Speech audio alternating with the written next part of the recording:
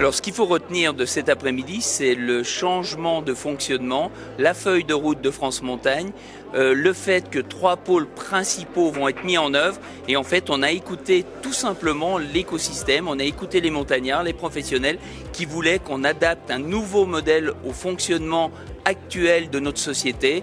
Cela a été fait, cela a été pris en compte et on l'a vu cet après-midi avec des votes particulièrement intéressants où quasiment 100% des acteurs ont répondu positivement aux questions posées.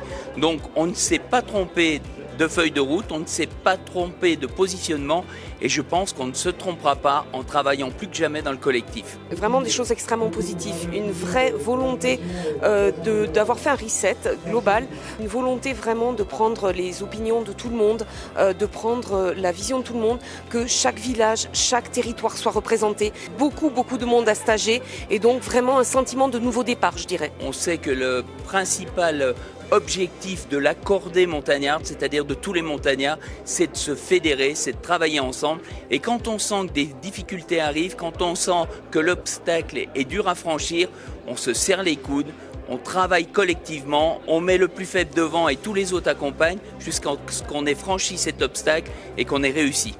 D'abord, beaucoup de monde qui ont assisté à cette Assemblée Générale de France Montagne. Ça veut dire qu'il y a un intérêt notoire à ce que justement la montagne soit davantage unie et collective pour qu'en fin de compte on puisse appréhender les joutes de promotion de cette destination d'un territoire qui est merveilleux. Il y a un magnifique terrain de jeu et qui soit enneigé et qui ne le soit pas. Et donc tout ce beau monde de tout le territoire était très intéressé à regarder cette nouvelle feuille de route que France Montagne a pu présenter et auquel tout le monde a adhéré. Est-ce que c'est pas une force d'avoir un pays dans lequel on a tant de diversité? Est-ce que c'est pas une force d'éviter de refuser la verticalité qui nous est très souvent imposée? On est différents les uns des autres, on a une chance extraordinaire sur nos territoires qui sont parmi les plus beaux du monde. Profitons-en, mettons-les en valeur.